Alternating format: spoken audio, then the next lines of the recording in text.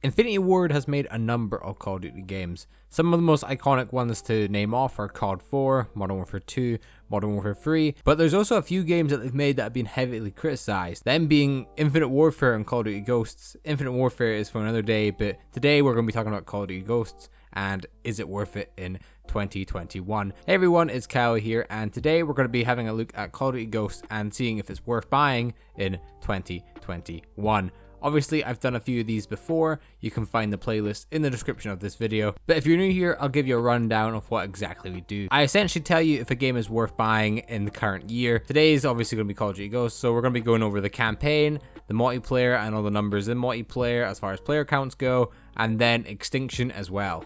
If you like content like this, then please consider subscribing as I upload these on the regular. But with that said, let's get into the breakdown of Call of Duty Ghosts and see if it's worth buying in the year 2021. Like always, the first thing we're going to be going over is the campaign, and Call of Duty Ghosts definitely has one. And when the game released on the 5th of November 2013, the campaign was seen as quite controversial, as some people really liked it and some people really didn't like it. I'll give you a brief description of the campaign entails. Don't worry, no spoilers, just a brief description of what to expect. Ghost's campaign tells the story of Logan and Hesh, two brothers who find themselves part of the last stand of the USA against invaders from the South American Federation after the SFA nuked the USA. Once Logan and Hesh and their dog Riley joins the Ghost, things begin to move into gear. There are 18 missions in the COD Ghost campaign, and the runtime of the game is around 6 hours, but this obviously depends on how you're playing the game and if you're trying to beat it fast or you're trying to enjoy the story. Now, to give a brief description of the campaign and the amount of content you're going to get through it, I think it's now I tell you my personal opinion on the campaign. I personally don't mind it as much as others.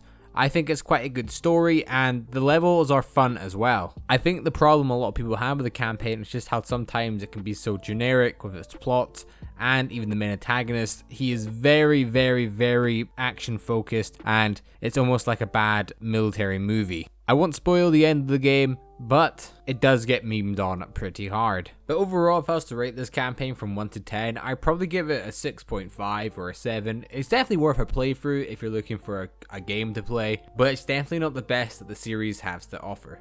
Now the campaign out of the way, I think it's only fair that we move on to the multiplayer. And with this game, I think it's very important for us to talk about player counts first. I went on a few times this week to get average number counts for the game, and it was always under 100 players. The lowest being 30 at a time, and I did get into a lobby, one of the only lobbies that the game currently had, and it was filled with hackers. Hence why you're seeing custom game gameplay in the background. And to be honest, this was my favorite part of Ghost when the game was active. I really liked the multiplayer.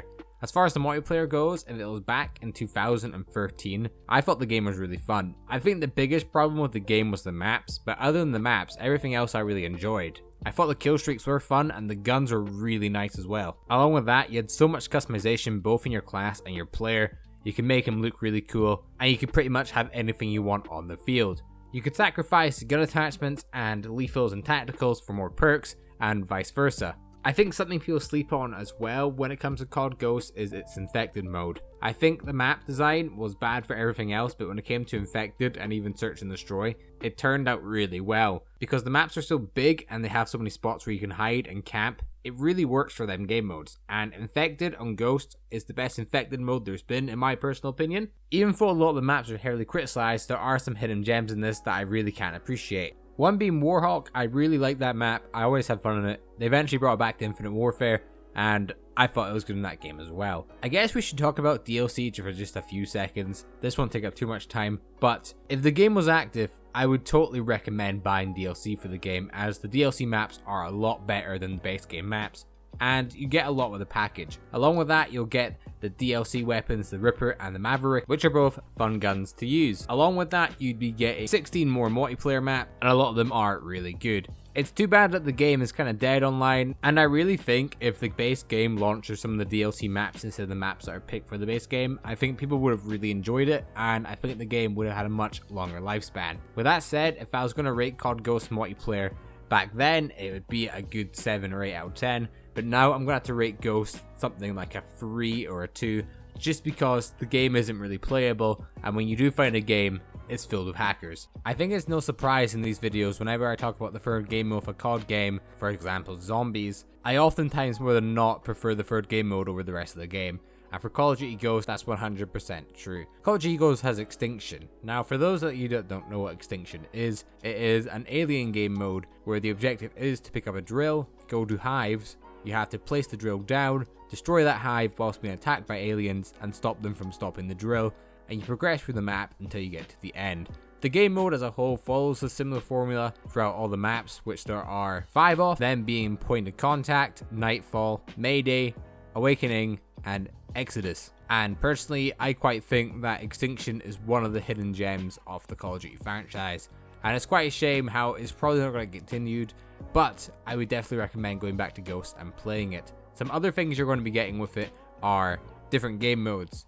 You have the base game mode, which I talked about, and another game mode that focuses more on fast gameplay, and the idea is to kill the cryptids, which are the alien names, as fast as possible. Along with this, you have a lot of content in the game as well as far as grinding goes. It has a tooth system, so the way it works is you collect teeth, and you can use them to unlock stuff for your character outside of the game, which will make you powerfuler in-game. Honestly, I just love Extinction, and to be quite honest, if I was to rate it from 1 to 10, I would have to give it a 10. Now, a lot of people really won't agree with me, and you might play it and just not like it, but for me personally, I think Extinction is one of the most underrated game modes in the whole Call of Duty franchise, and I think since it was kind of targeted with Ghost, it was cursed and was never going to do well.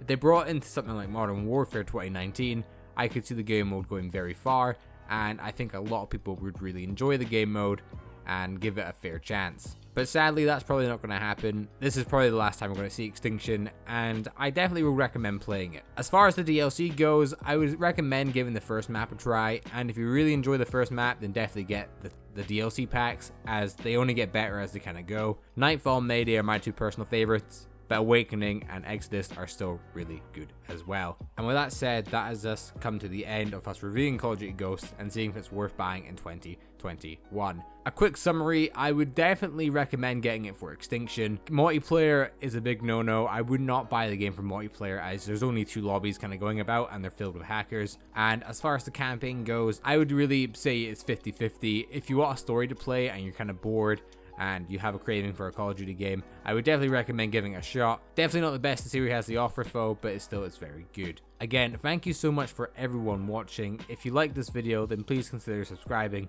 as I post these types of videos on the regular. Leave a like if you enjoyed, and let me know in the comments below if you're going to buy Ghost now. I'm really interested and I'd love to hear your feedback. But with that said guys, I will see you in the next one. Goodbye.